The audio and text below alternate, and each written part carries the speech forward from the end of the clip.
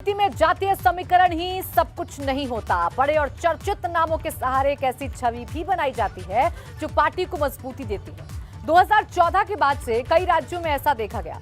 योगी cabinet 1.0 में जातीय समीकरणों को बखूबी साधा गया था। जाहिर है इस बार भी जातीय समीकरण साधे जाएंगे, लेकिन कई ऐसे चेहरे भी कैबिनेट में दिख सकते हैं जो पिछले दिनों चर्चा में रहे। चुनाव से 5 महीने पहले भाजपा ने 7 नए मंत्रियों को शपथ दिलाई थी। तब मंत्रियों की संख्या 60 तक पहुंच गई थी। अब एक बार फिर वो वक्त आ गया है जब मंत्रियों की लिस्ट तैयार होने लगी है। सबसे बड़ी बात यह है कि ऐसे कई मंत्रियों की छुट्टी हो सकती है जो नॉन परफॉर्मिंग रहे हैं। उनकी जगह नए चेहरों को मौका दिया जा सकता है। इसके अलावा इस चुनाव में करीब 1 दर्जन मंत्री हार गए, जिनकी जगह नए चेहरों को लाया जाएगा।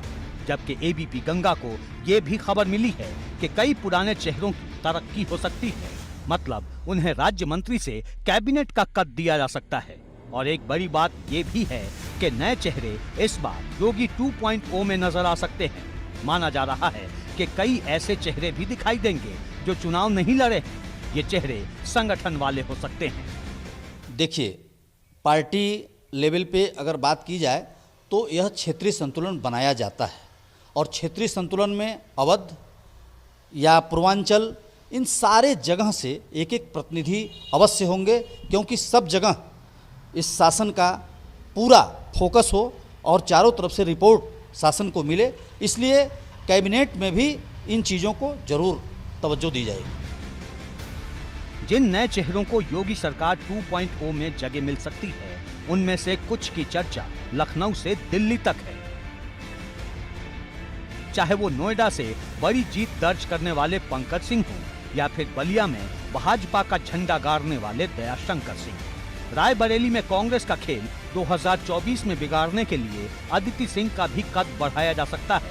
और हरदोई से लगातार जीत दर्ज करने वाले नितिन अग्रवाल भी इस लिस्ट में जोड़े जा सकते हैं। तो हो सकता है कि वो अपने पुराने उन साथियों को जिनके काम से वो संतुष्ट रहे हैं या जो उनके विश्वसनीय रहे हैं उनको रिपीट करें, और ऐसे साथियों को भी वो हटा के नए साथी ले सकते हैं जिन पर उनको विश्वास अधिक हो।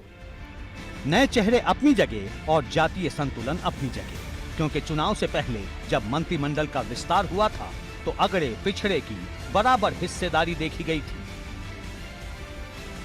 यानी कैबिनेट में अगड़ी जाति के मंत्रियों की संख्या 26 हो गई थी, जबकि पिछड़ी जाति के 23 मंत्री थे और अनुसूचित जाति से 9 चेहरे योगी कैबिनेट में दिखाई दे रहे थे। इसके अलावा एक सिख और एक मुस्लिम चेहरा भी योगी सरकार में मौजूद था। अब भाजपा फिर से इसी तर्ज पर तस्वीर सामने रख सकती है। माना जा रहा है कि शुरुआती दौर में मंत्रियों की संख्या कम होगी और 2024 के चुनाव से पहले उसे विस्तार दिया जाएगा। एबीपी गंगा के लिए ब्यूरो रिपोर्ट।